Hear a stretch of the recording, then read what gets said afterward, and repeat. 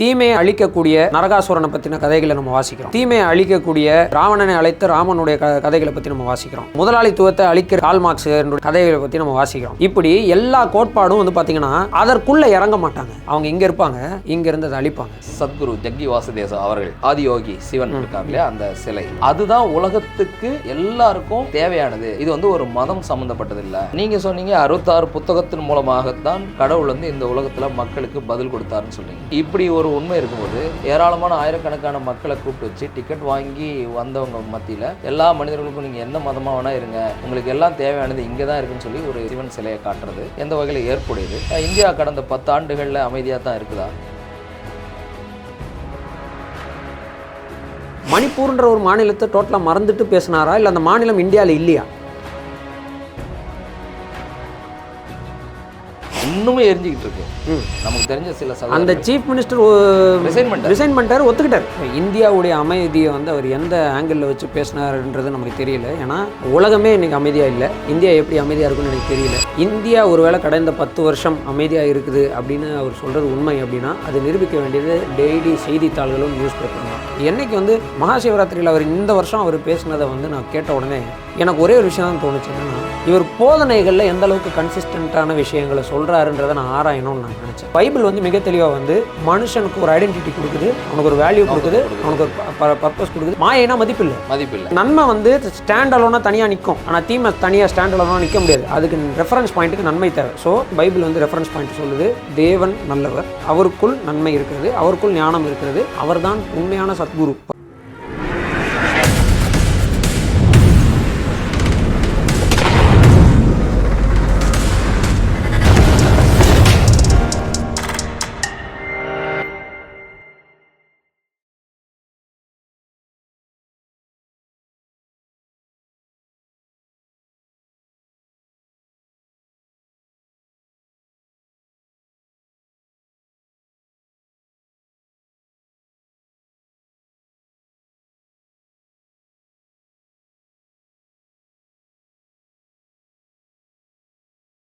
நம்ம இன்றைக்கி உலகத்தில் வந்து தீமையை அழிக்கக்கூடிய நரகாசுரனை பற்றின கதைகளை நம்ம வாசிக்கிறோம்.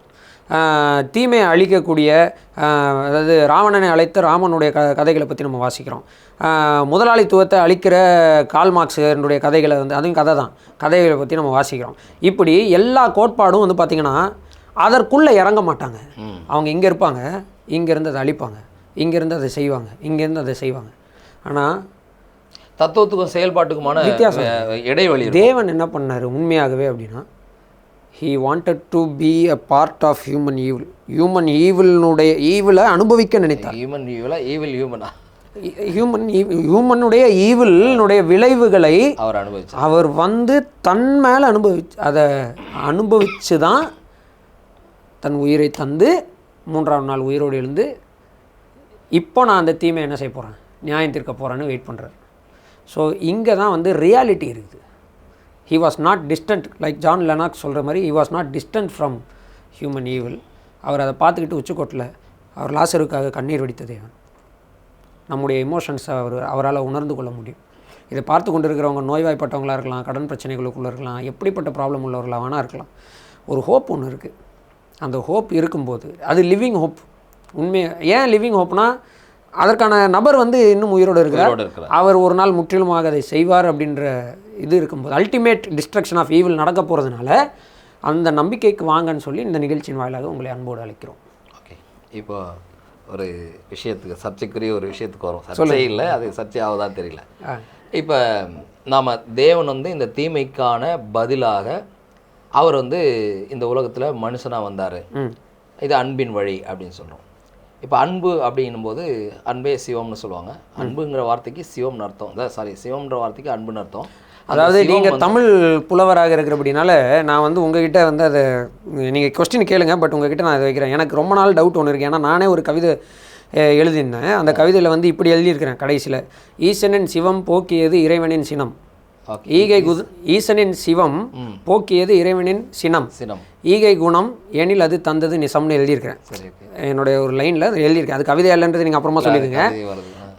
நான் யோசிச்சது என்னென்னா, இது மாதிரி வந்து நிறைய பேர் வந்து சொல்லி நான் கேள்விப்பட்டிருக்கேன். லைக் சிவம்ன்ற வார்த்தைக்கு அன்பு என்று பொருள். எனக்கு அது ரொம்ப நாள் டவுட். அது நீங்கள் வந்து அதை விளக்குங்க. சிவம்ன்றது உண்மையாலுமே அன்பு தானா? ஆமாம், சிவம்ன்ற சொல்லுக்கு அன்புன்னு பொருள். ஓகே. அந்த சிவம்ன்ற அந்த அன்பு அந்த குணத்தை வந்து பர்சானிஃபிகேஷன் சொல்லுவாங்களே, அது என்ன சொல்லுவாங்க, நபர் ஆக்கும்போது சிவம் வந்து சிவனா மாறுது.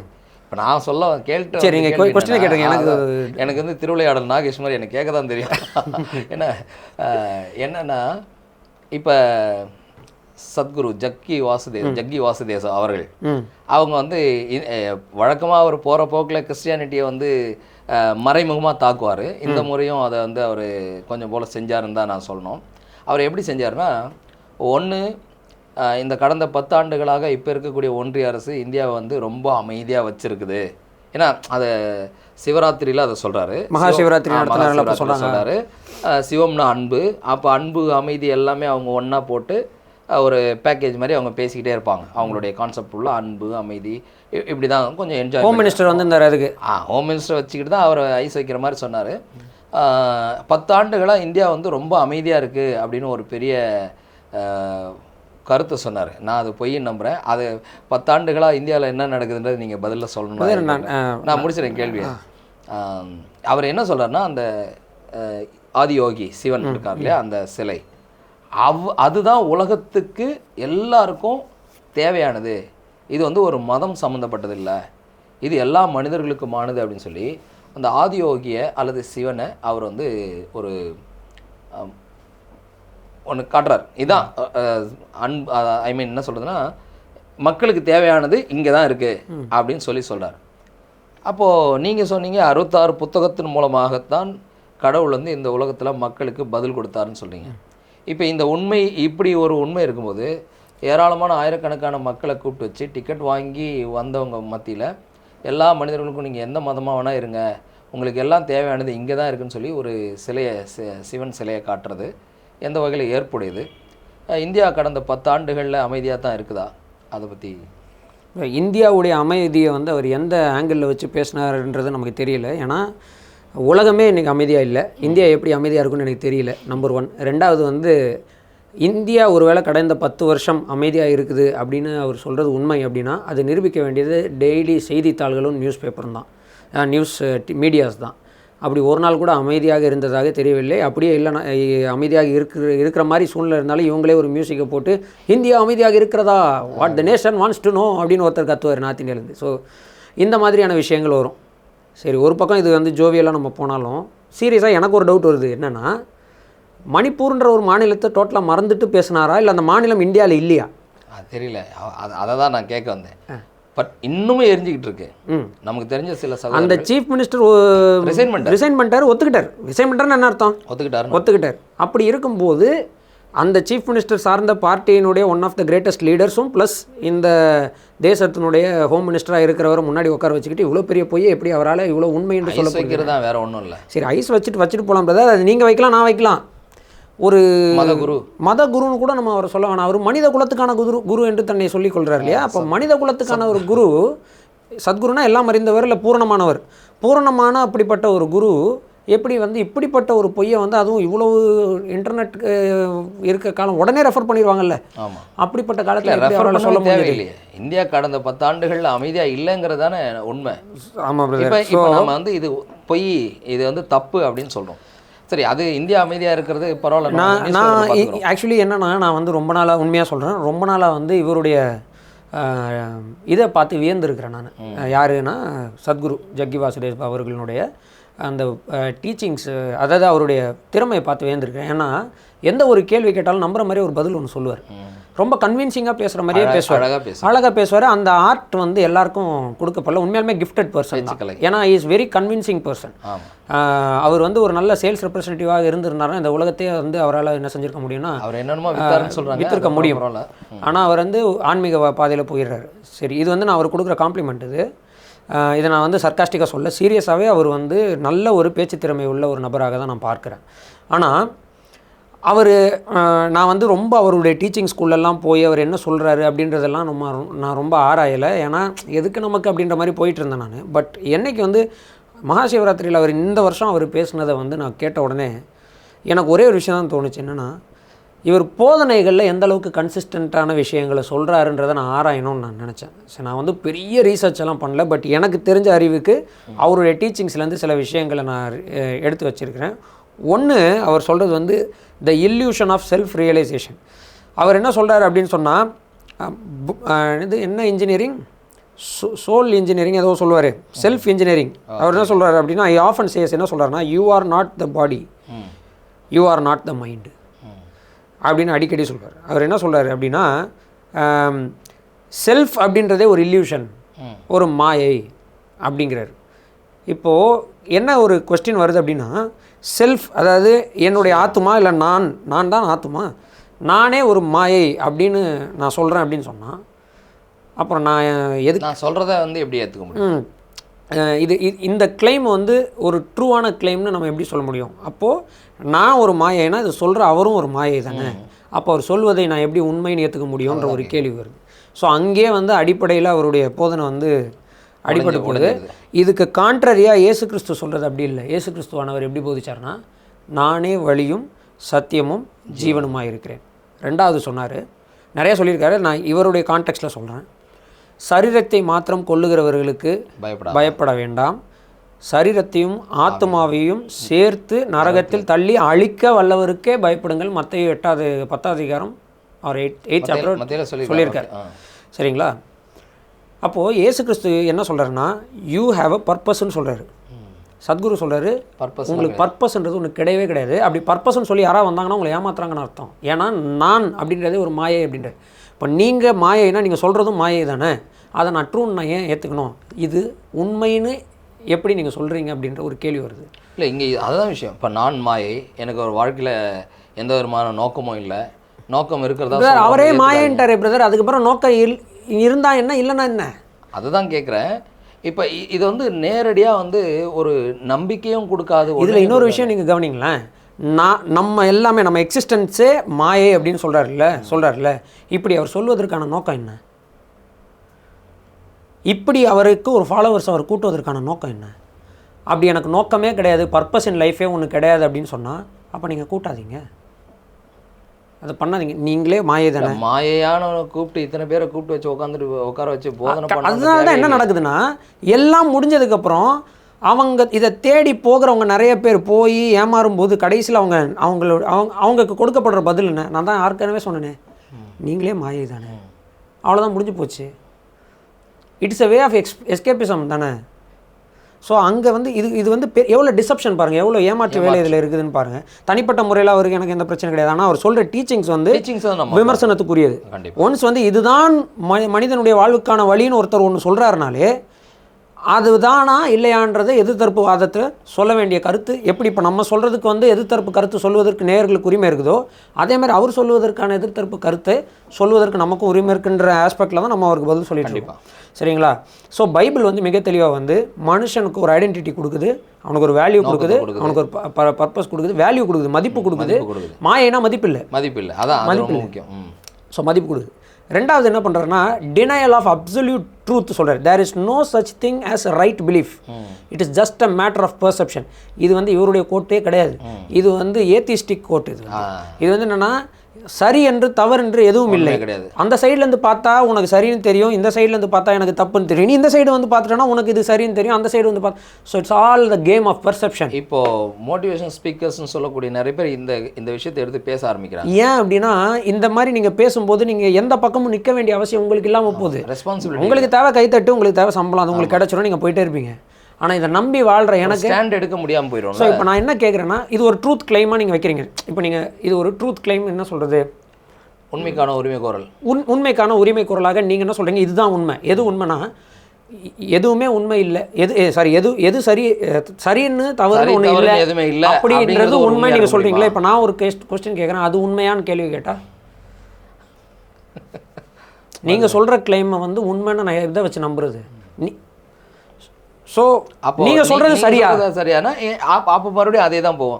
நான் என்னுடைய வியூவில் சரி, உங்களுடைய இதுவும் பார்த்தீங்கன்னா அல்டிமேட்லி டிசப்ஷன் தான், இதுவும் டிசப்ஷன் தான். ஆனால் பைபிள் அப்படி இல்லை. பைபிள் என்ன சொல்லுதுன்னா, there is an absolute truth, objective truth இருக்குது. ட்ரூத் வந்து பெர்செப்ஷன் படி மாறாது, பெர்செப்ஷன் தான் ட்ரூத்துக்கு ஏற்ற மாதிரி மாறும். கண்ணோக்கத்தின்படி சத்தியம் மாறாது, சத்தியத்தின்படி தான் கண்ணோக்கம் மாறும். நான் அதான் ஏற்கனவே சொன்னேன், நன்மை என்பது இல்லைன்னா தீமையை நம்ம அனுபவிக்க முடியும். ஆனால் தீமை அப்படி, அதாவது நன்மை வந்து ஸ்டாண்ட் அலோனா தனியாக நிற்கும், ஆனால் தீமை தனியாக ஸ்டாண்ட் அலோனா நிற்க முடியாது. அதுக்கு ரெஃபரன்ஸ் பாயிண்ட்டுக்கு நன்மை தேவை. ஸோ சத்தியத்துக்கு ரெஃபரன்ஸ் பாயிண்ட்டு தேவையில்லை, ஆனால் பொய்க்கு ரெஃபரன்ஸ் பாயிண்ட்டுக்கு உண்மை தேவை. அந்த மாதிரி இப்போ நம்ம ரெஃபரன்ஸ் பாயிண்ட் இல்லாமல் இவங்க சொல்கிறது வந்து எப்படி நம்ம ஏற்றுக்கொள்ள முடியும்? பைபிள் வந்து ரெஃபரன்ஸ் பாயிண்ட் சொல்லுது, தேவன் நல்லவர், அவருக்குள் நன்மை இருக்கிறது, அவருக்குள் ஞானம் இருக்கிறது, அவர்தான் உண்மையான சத்குரு, பரிபூர்ணமானவராக இருக்கிறார். தெய்வத்துவத்தின் பரிபூர்ணமெல்லாம் இயேசு கிறிஸ்துவில் இருக்க கண்டோம்னு நம்ம வாசிக்கிறோம். ஸோ இது ரெண்டாவது. மூணாவது என்ன சொல்கிறாருன்னா, ஒர்க் பேஸ்டு லிபரேஷன் சொல்கிறார். அதாவது கார்மிக் சைக்கிள், கர்மா பேஸ்டில் தான் ஒரு மனுஷனுக்கு வந்து மோட்சம் கிடைக்குது அல்லது விமோசனம் கிடைக்குதுன்ற அந்த டீச்சிங்கை கொண்டு வராரு. இது வந்து பேசிக்கலி ஒரு ஹிந்து ரிலீஜியஸ் டீச்சிங், சரிங்களா? அது ஹிந்து டெக்ஸ்ட்டில் வந்து கர்மிக் சைக்கிள்ன்றது இன்றைக்கி கர்மா அப்படின்ற வேர்டு வந்து வெஸ்டர்ன் வரைக்கும் நல்லா டெவலப் ஆகிடுச்சு. ஸோ கர்மா வந்து 2 ரிலீஜன்ஸ் நம்புகிறாங்க. ஒன்று வந்து கடவுளை நம்புகிற ரிலீஜன், இன்னொன்று கடவுளை நம்பாத ரிலீஜன். ரெண்டுமே கர்மிக் சைக்கிளை வந்து, அதாவது ரீபர்த்தை வந்து நம்பக்கூடியவர்களாக இருக்குது. இதில் நிறைய கேள்விகள் இருக்குது. நம்ம ஆல்ரெடி நம்ம இதுலேயே வந்து நம்ம இந்த கர்மிக் சைக்கிளை பற்றி பேசியிருக்கிறோம். ஸோ இது வந்து இந்த கர்மிக் சைக்கிளே வந்து பார்த்திங்க அப்படின்னு சொன்னால் தண்ணில் தானே ரிலையபிளான ஒரு சைக்கிள் கிடையாது. Because you don't know in which cycle you are. ஆமாம், எங்கே இருக்கணும் நமக்கு தெரியாது, in which cycle you are, சரிங்களா? ஸோ அது ஒன்று. ரெண்டாவது வந்து கர்மிக் சைக்கிளுக்கு அது வந்து நீதியான ஒரு சைக்கிளும் கிடையாது. ஏன் அப்படின்னா, ஒரு தண்டனை அனுபவிக்கிறவன் ஏன் அந்த தண்டனை அனுபவிக்கிறான் என்று அந்த தண்டனை பெறுகிறவனுக்கு தெரியணும். அப்போ தான் என்ன பண்ணுவான்னா, அடுத்த முறை சரியான விஷயத்தை செய்வதற்கு அவன் முயற்சி செய்வான். இப்போது அடுத்த முறை நீ வந்து வேற ஒரு இதுவாக நீ பிறக்கிறாய் அப்படின்னு சொன்னால் அதுக்கு அந்த பிறப்பில் தெரியுமா? தெரியாது. இப்போ நான் மனுஷனாக பிறந்து இவ்வளோ கஷ்டப்படுறேன், இதுக்கு முன்னாடி என்ன பாவம் செஞ்சனோ தெரியல சொல்லுவாங்க. ஆனால் நான் என்ன பாவம், போன பிறவியில் என்ன பாவம் பண்ணனோ தெரியல, இப்படி வந்து அல்லல் பட்டுட்டு இருக்கேன், அதாவது லோல் பட்டுட்டு இருக்கேன். ஸோ என்ன பாவம் பண்ணாங்கன்னு தெரியல, நான் கஷ்டப்பட்டு. ஸோ அது நீதியான ஒன்றும் கிடையாது. நான் என்ன சொல்கிறேன், உண்மையாலுமே அப்படி ஒன்று இருந்தால் கூட அது சரியானதல்ல, ஏன்னா அதில் நீதி இல்லை. ஸோ அந்த டீச்சிங்ஸும் ஒரு மாதிரி தவறாக தான் நம்ம போகுது. அதுக்கப்புறம் வந்து பார்த்திங்கன்னா, காட் அண்ட் ஸ்பிரிச்சுவாலிட்டியை வந்து அவர் டேர்ம்ஸ் ஆஃப் எனர்ஜியாக பேசுகிறார். இது வந்து அவருடைய டீச்சிங்கும் கிடையாது. இது வந்து ஹிந்து, இது ஆல்ரெடி ஹிந்து டீச்சிங் தான். இவங்க யார் இந்த பிரம்மகுமாரிஸ் இருக்காங்களே, அவங்களுமே வந்து ஏதாவது ஒன்று பேசுனாங்கன்னா அவங்க energy, positive energy, negative energy, இந்த வைப், இன்னைக்கு நிறைய கிறிஸ்டியன்ஸே இதை பற்றி இந்த மாதிரி பேசுகிறாங்க. அதான் இவங்களுடைய பாசிட்டிவிட்டி, நெகட்டிவிட்டி. இவர் பேசுறதுல இவர்கிட்ட ஒரு பாசிட்டிவ் ஆரா இருக்குது, பாசிட்டிவ் ஆரா இருக்குது, நெகட்டிவ் ஆரா இருக்குதுன்னு. தேவன் வந்து இஸ் நாட் அ பவர், அவர் ஒரு நபர். அவர் பவர் என்பது தனியாக இயங்க முடியாது. அப்படி இயங்கினால் அது கட்டுக்கடங்காமல் இருக்கும், அதில் பர்சனாலிட்டி இருக்காது.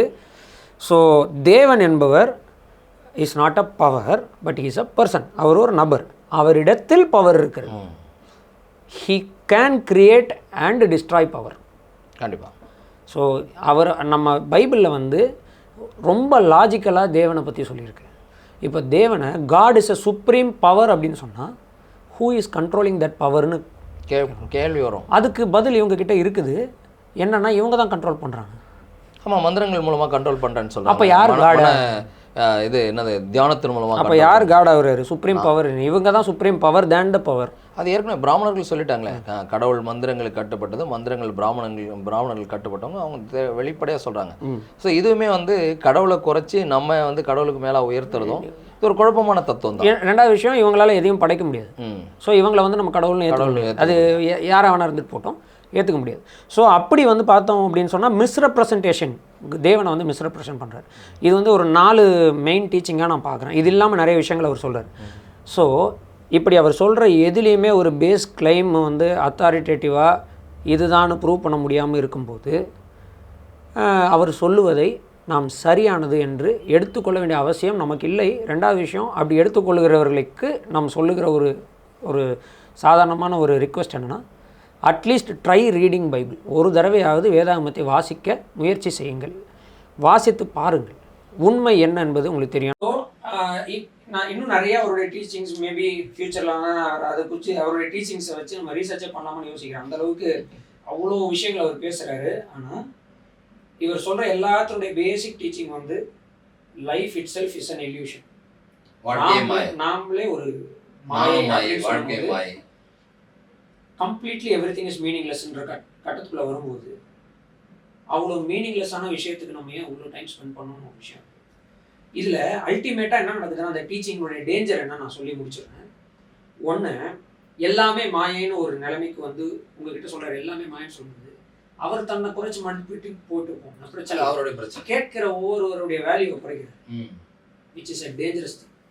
நாம் யாராவது போயிட்டு நீங்கள் மனிதர்களாக பிறந்த அனைவரும் பாவிகள் சொன்னால் யாரை பார்த்து பாவின்றான்னு கோபப்படுகிறவர்கள், நீ மாயைன்னு சொல்கிறோம், நீ மாயையா இருந்துட்டு போயா என்ன ஏன் மாயைன்னு சொல்றன்ற கோவம் ஏன் வரமாட்டேங்குதுன்றது தெரியல. நம்பர் 1. ஸோ அது ஒரு டேஞ்சரான விஷயம். 2வது, மனுஷனுக்கு மாயைன்னு மட்டும் சொல்றது இல்லை, அவனுடைய வேல்யூவை முற்றிலுமாக குறைச்சிடுறாரு. பைபிள் வந்து வேல்யூவை இம்பார்ட்டண்ட்டான வேல்யூவாக கொடுக்குது. தேவனை பிரதிபலிக்கக்கூடியவனாகவும் தேவனுடைய பிரதிநிதியாகவும் மனிதன் படைக்கப்பட்டான்னு பைபிள் சொல்லுது. ஸோ காட்ஸ் இமேஜாக மனுஷன் வந்து படைக்கப்பட்டார். எதிர்கால நம்பிக்கையும் கொடுக்குது, எதிர்கால நம்பிக்கை, கடவுளோட நித்தியமா இருக்கக்கூடிய ஒரு ஹோப்பை வந்து பைபிள் கொடுக்குது. 2வது, பர்பஸ் இல்லாமல் எதுவும் இயங்க முடியும், ஆனால் சரியாக இயங்க முடியாது. பர்பஸே இல்லைன்னு போதிக்கிறவருக்கு என்ன பர்பஸ் இருக்குதுன்றது எனக்கு தெரியும். ஸோ அதுக்கு அவர் பதில் சொல்லியாங்க. What is this purpose of saying everybody that life is purposeless purposeless purposeless? உனக்கு பர்பஸ் இல்லை, எனக்கு பர்பஸ் இல்லை, யாருக்குமே பர்பஸ் இல்லை. அப்புறம் என்னத்துக்கு இது இந்த கூட்டம், அப்போ என்னத்துக்கு இந்த மகாசிவராத்திரி, அப்போ என்னத்துக்கு இந்த ஈஷா யோகா, அப்புறம் என்னத்துக்கு இந்த மையங்கள்? ஏதோ ஒரு நோக்கம் இருக்குல்ல, இதெல்லாம் கூட்டு சொல்றதே ஒரு பர்பஸ் தானே. ஒரு நோக்கம் இருக்குல்ல, நோக்கம் இல்லாம நீங்க இப்படி ஒரு கூட்டத்தை கூட்டணும்னு அவசியம் இல்லையே. நோக்கம் இல்லாத ஒரு இதுல தான் மத்திய உள்துறை அமைச்சர் வரணும். நோக்கம் இல்லாம எதுக்கு வந்து அவர் ஐஸ் வைக்கணும்? நோக்கம் இல்லாம எதுக்கு வந்து மணிப்பூர்ன்ற ஒரு மாநிலம் பற்றி எரிகிறத மறைச்சிட்டு இந்தியா அமைதியா இருக்குதுன்னு ஒரு விஷயத்த சொல்லணும்? அப்போ இதெல்லாத்தையும் கேட்டுக்கொண்டு மியூசிக் வாசிக்கிறவர்களையும் டான்ஸ் ஆடுகிறவர்களையும் பார்க்கும்போது ரொம்ப பரிதாபகரமான ஒரு சுச்சுவேஷனாக இருக்குது. மேபி நான் பேசுகிற டோன் வந்து உங்களை வந்து அஜிடேட் பண்ணக்கூடியதாக இருக்கலாம், ஆனால் நீங்கள் ஒரு உண்மையை புரிஞ்சுக்கணும். Sometimes truth hurts. சில நேரங்களில் உண்மை வந்து கசக்கும், சில நேரம் உண்மை வந்து வேதனை தரும். நீங்கள் எங்களை திட்டுறதுக்கு பதிலாக you guys can directly think really இவர் சொல்கிறதுல வந்து ஏதாவது ஆதாரம் இருக்கு. நாங்கள் ஏதோ இவர் சொல்கிறதுல ஆதாரம் இல்லைன்னு சொல்லிட்டு மட்டும் போக விரும்பல. ஆதாரம் இருக்கிற ஒருவரை காட்டவும் விரும்புகிறோம், அவர் கர்த்தராகிய இயேசு கிறிஸ்துவானவர். I think you can conclude better. ரொம்ப நன்றி. ஆக்சுவலி 2 பெரிய கேள்விகளை இன்னைக்கு நம்ம பார்த்தோம். ஒன்று வந்து இந்த உலகத்தில் ஏன் இந்த மாதிரி ஈவெல்லாம் நடக்குது, ஒன்று அடித்து ஒன்று வாழக்கூடிய இந்த உலகமாக ஏன் இருக்குது அப்படிங்கிறதுக்கு நம்ம பதில் பார்த்தோம். மனிதனுடைய பாவத்தினுடைய விளைவு தான் அப்படின்றத பார்த்தோம். இன்னொன்று, மதிப்புக்குரிய சத்குரு ஜக்கி வாசுதேவ் அவர்களுடைய போதனைகளில் இருக்கக்கூடிய ஆபத்துகளை நாம் எடுத்து சொன்னோம். நாங்கள் மீண்டும் சொல்கிறோம், அவர் ஒரு ஆன்மீக தலைவர். அவருக்கு வயதுக்கும் அவருடைய தரத்துக்கும் உரிய மரியாதை நாங்கள் எப்பவுமே கொடுக்குறோம். ஆனால் தத்துவங்களில் தவறு இருக்கும்போது அதை சுட்டி காட்ட வேண்டிய வேலை எங்களுடைய வேலை இருக்குது. அதுதான் உண்மையான எங்களுடைய வேலை. அதனால் அவருடைய போதனைகளில் இருக்கக்கூடிய குறைபாடுகளை சுட்டி காண்பிச்சோம். சரி, குறைபாடுகளை சுட்டி காமிச்சதோடு நிறுத்தணும் அப்படின்னா எது சரி என்பதையும் நாங்கள் இந்த நிகழ்ச்சியில் சொல்லியிருக்கிறோம். ஸோ இந்த நிகழ்ச்சிகள் பற்றிய உங்களுடைய கேள்விகளை வழக்கம் போல் திரையில் தெரியக்கூடிய மின்னஞ்சல் முகவரிக்கு, இமெயில் ஐடிக்கு நீங்கள் அனுப்புங்க. கமெண்ட்ஸ் போட்டுக்கோங்க. பட் நாங்கள் முதலே சொன்ன மாதிரி கமெண்ட்ஸ்லாம் நாங்கள் பார்க்குறதில்ல, எங்களுக்கு அதுக்கான நேரம் இல்லை. சார் வந்து ஒரு அசிஸ்டன்ட் ப்ரொஃபஸராக வேலை சேர்ந்துருக்கிறாங்க. எனக்குமே வந்து வேறு சில வேலைகள் இருக்கிறதுனால நான் கமெண்ட்ஸ் பார்க்குறதில்ல. கமெண்ட்ஸில் நாங்கள் ரிப்ளை பண்ண மாட்டோம். மெயில் ஐடி, வாட்ஸ்அப் நம்பர், இதில் நீங்கள் என்ன கேள்வி வேணாலும் கேட்கலாம், விமர்சனங்களை வைக்கலாம். எங்ககிட்ட நீ இந்த பதில் சொல்லியா அப்படின்னு நீங்கள் வந்து வற்புறுத்தலாம். நாங்கள் அதுக்கு கடமைப்பட்டவர்கள். ஏன்னா நாங்கள் என்ன பேசணுமோ அதுக்கு நாங்கள் we are responsible what we spoke, அதை நாங்கள் சொல்லிடுறோம். ஸோ எவ்வளோ நேரம் இந்த நிகழ்ச்சியை கண்டுகளிச்சதுக்காக உங்களுக்கு ரொம்ப நன்றி. தொடர்ந்து இந்த நிகழ்ச்சியை பாருங்கள், மற்றவங்களுக்கு பகிருங்க, கேள்விகளை அனுப்புங்க. நாம் எல்லாரும் சத்தியத்தை தேடுகிறவர்களாக இருக்கிறோம். ஸோ சத்தியத்தை நீங்கள் அறிந்து கொள்ளணும். பைபிள் சொல்லுது, சத்தியத்தையும் அறிவீர்கள், சத்தியம் உங்களை விடுதலையாக்கும், சத்தியம் உங்களை விடுதலையாக்க வேண்டும் என்கிற நல்ல நோக்கத்தோடு இந்த நிகழ்ச்சியை நிறைவு செய்யும். நன்றி, வணக்கம். தேங்க்யூ.